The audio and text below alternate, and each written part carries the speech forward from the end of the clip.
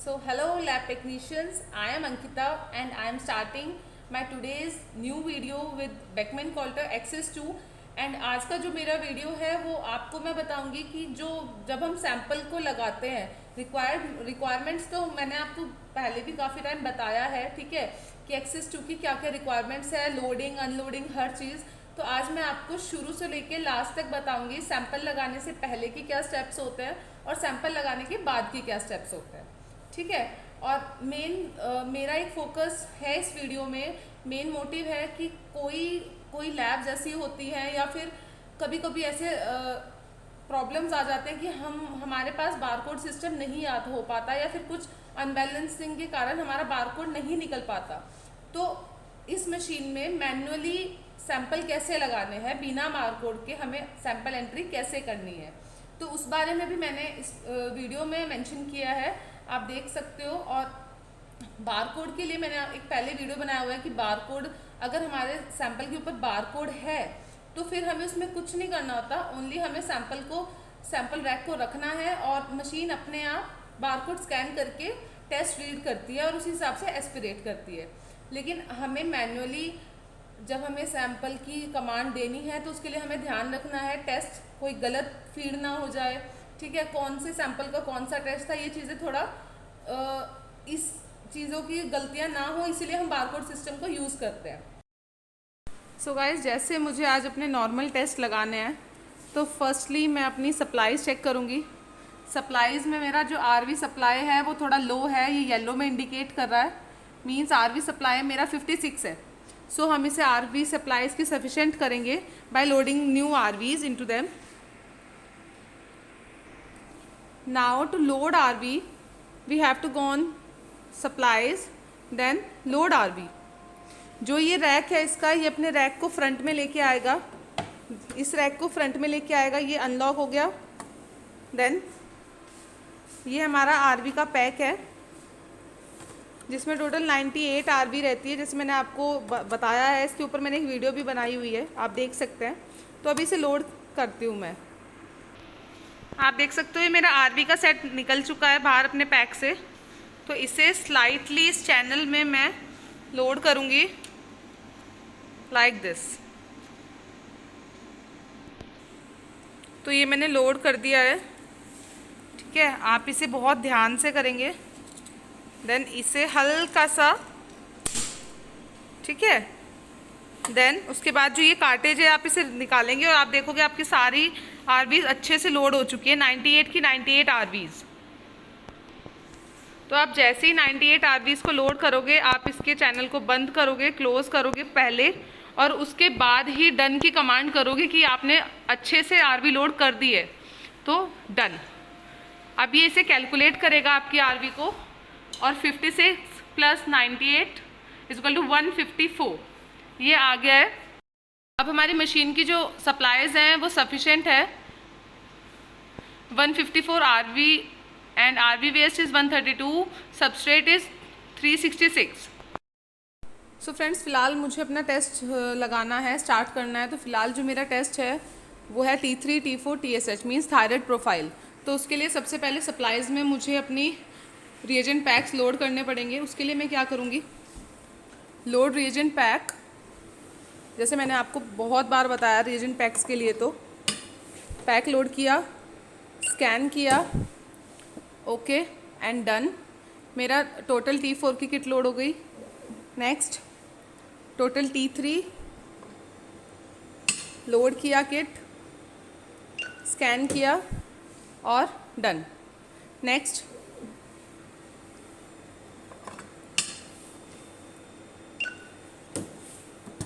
Same इसी तरह से डन। तो अभी मेरी 3 किट्स लोड हो गई, total T3, total T4 and TSH। तो अभी जैसे मुझे टेस्ट लगाना है तो सैंपल मैनेजर, मेरा जो रैक नंबर है, मैं रैक नंबर का नंबर इसमें फीड करूँगी 1317 1317, ओके एंटर।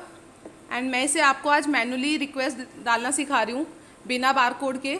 तो अभी जैसे मेरे पेशेंट का नाम है जामीर, नेम फीड किया enter and select the test TSH, T4 एंड T3। ये मेरा टेस्ट सिलेक्ट हो गया है, ठीक है। रिक्वेस्ट मेरी प्रॉपर अच्छे से डल चुकी है, patient name and test. Then load rack लिया, जो आपके सामने जो पोजीशन है उसी पोजीशन में आप इसे स्लाइटली फिट करेंगे, ठीक है। फिट करने के बाद ही आप डन करेंगे, उससे पहले नहीं। जैसे ही आप डन करोगे आपका रैक अंदर ले लेगी मशीन।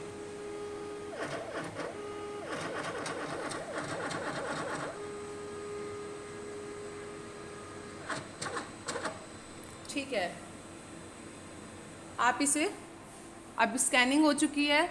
1317 रैक है मेरा और टेस्ट मेरा एक है जिसमें रिक्वेस्ट आ चुकी है। ओके, मैं रन कर रही हूँ अपने टेस्ट। रन होते ही फ़िलहाल इसी एस्पिरेशन टाइम आपको शो करेगा। एस्पिरेशन टाइम 5:26 मीन्स इस टाइम पे हम अपना रैक बाहर निकाल सकते हैं। इसी सैम्पल्स के अगर और भी टेस्ट हैं हम लगा सकते हैं बाहर।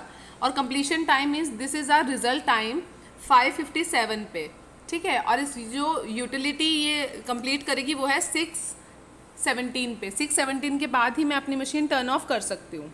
तो अब रिज़ल्ट्स देखने के लिए test results, filter, okay and okay, तो ये मेरा रिज़ल्ट आ जाएंगे। यहाँ पे इन प्रोग्रेस है, इस टाइम पे ये रिज़ल्ट शो कर देगा। जैसे गाइस आप देख सकते हैं कि मशीन ने एस्पिरेट कर लिया है मेरे सैंपल को। तो अभी मुझे इसी सैंपल से और भी टेस्ट लगाने हैं बाहर, तो मैं इस टेस्ट को बाहर निकाल सकती हूँ, इस सैंपल को बाहर निकाल सकती हूँ। मुझे कंप्लीशन टाइम के लिए वेट करने की ज़रूरत नहीं है। तो उसे कैसे निकालेंगे? Select this rack, get selected rack, मतलब इसने अलाउ कर दिया है कि आप अपना रैक निकाल सकते हो। तो ये पोजीशन आ गई है, मैंने रैक बाहर निकाला एंड रैक बाहर निकालने के बाद ही हमें डन करना है। अभी ये देख रही है कि इसमें रैक है या नहीं है, उसके बाद ये हमें एक नोटिस देगी, ठीक है। अभी हमें इसे रनिंग पे दोबारा लाना है, नहीं तो पोज पे ही रहेगी मशीन, तो रिजल्ट नहीं आएंगे, ठीक है। अभी हमारे रिजल्ट्स एक रह गया है, उसके बाद हमारा टेस्ट कंप्लीट हो जाएगा। तो अभी मेरे तीनों रिजल्ट्स आ चुके हैं और मशीन ऑटोमेटिकली यूटिलिटी पे जा चुकी है। आप देख सकते हो यूटिलिटी ऐसे इन प्रोग्रेस, मीन्स जो हमारा यूटिलिटी टाइम है वो कंप्लीट होगा 6:16 पे। उसके बाद ही हम अपनी मशीन को ऑफ कर सकते हैं। तो फ्रेंड्स हो चुके हैं 6:18 और 6:17 पे हमारी मशीन कंप्लीशन टाइम ख़त्म हो चुका है, यूटिलिटी ख़त्म हो चुकी है। अभी मेरे पास और कोई टेस्ट नहीं है तो मैं इसे ऑफ़ कर सकती हूँ, लेकिन ऑफ़ करने से पहले हमें देखना है हमारी मशीन के अंदर कोई हमारा रिएजेंट पैक तो नहीं है या हमारी रैक तो नहीं है, सैम्पल रैक। तो सबसे पहले हम सैम्पल मैनेजर चेक करेंगे। ये मेरी रैक ऑफ बोर्ड पे है, मतलब हम इसे निकाल चुके थे, तो सिलेक्ट रैक और हमने इसे क्लियर कर दिया है, ठीक है। उसके बाद ये वाला पोर्शन ख़त्म हो गया हमारा। नेक्स्ट हम आते हैं सप्लाइज़ में, ठीक है। अभी हमने लोड करी थी किट्स, अपनी तीनों किट्स हमें बाहर निकालनी है 1 बाय 1। जैसे हमने 1 बाय 1 इंसर्ट करी थी ऐसे ही हमें आराम से बाहर निकालनी है। तो T3 को मैंने सेलेक्ट किया और पहले हमने लोड किया था, अब हमें अनलोड करना है, तो अनलोड किया।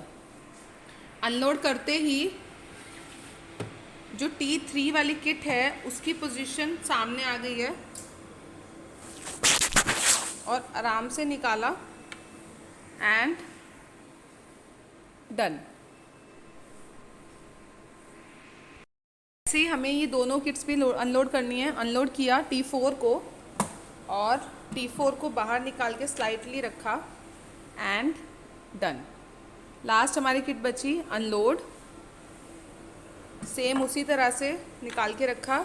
अब इसमें कोई किट नहीं है तो हम इसे बंद करेंगे एंड डन, ठीक है। अब हमारा ये पोर्शन भी खाली हो गया है तो हम मशीन ऑफ़ कर सकते हैं, ठीक है। और हमें कुछ चेक नहीं करना।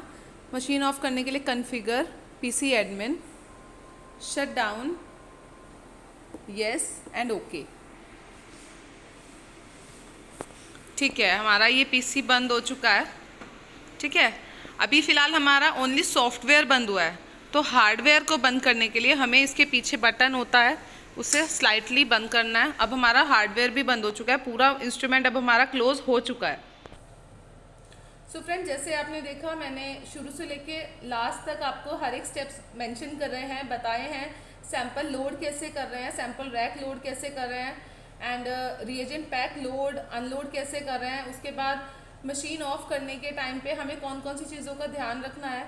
होप आपको इससे बहुत सपोर्ट मिलेगी। ठीक है, तो thank you very much for watching my video and best of luck.